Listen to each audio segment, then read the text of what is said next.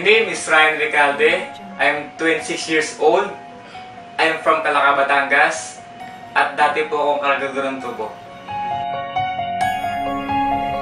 Audio Jungle. Na-involved ako sa Alliance in Motion Global when I was 19 years old. First timer! Before, working student ako sa Adventist University of the Philippines. Nag-work ako sa printing press. Audio Jungle.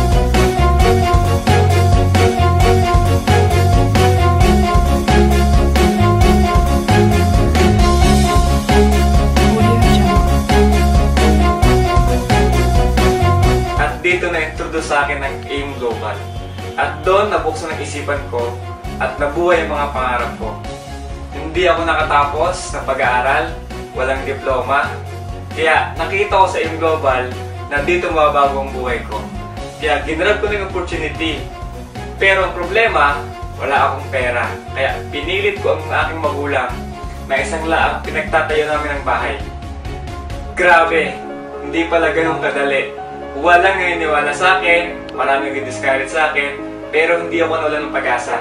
Because I want to change my life. Gusto ko magkaroon ng magandang buhay ang pamilya ko. Sa awa tulong ng Diyos, after 6 months doing this business, biniyayaan ako ng brand new car, Lancer GLX. After another 6 months, nakabili ako ng sariling bahay sa Tarosa Heights. Doon na lumaki yung grupo ko at nagtuloy-tuloy na yung blessing. My second car is a sports car, Hyundai Genesis Coupe. At nakapatayo din ako ng bahay sa Batangas. And my latest car is Montero Sports 2014. At kakabili ko lang ng kondo sa ADV Avenue Tower, malapit lang sa office.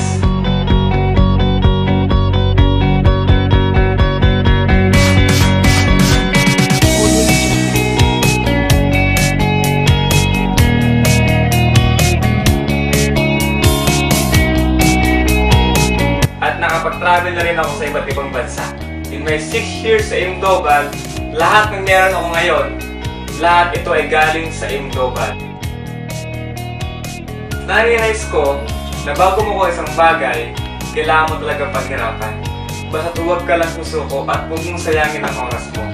Lagi lang mag-pray at magtiwala sa Diyos dahil lahat kanyang ibigay sa taktang panahon.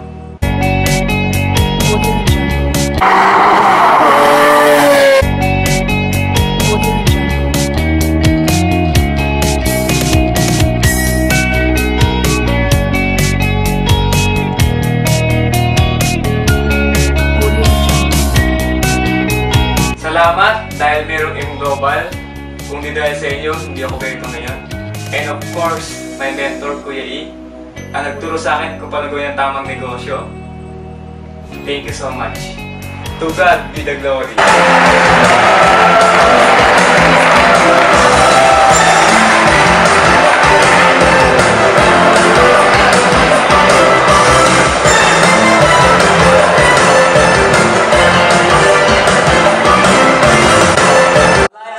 Global, these awards makes me inspired.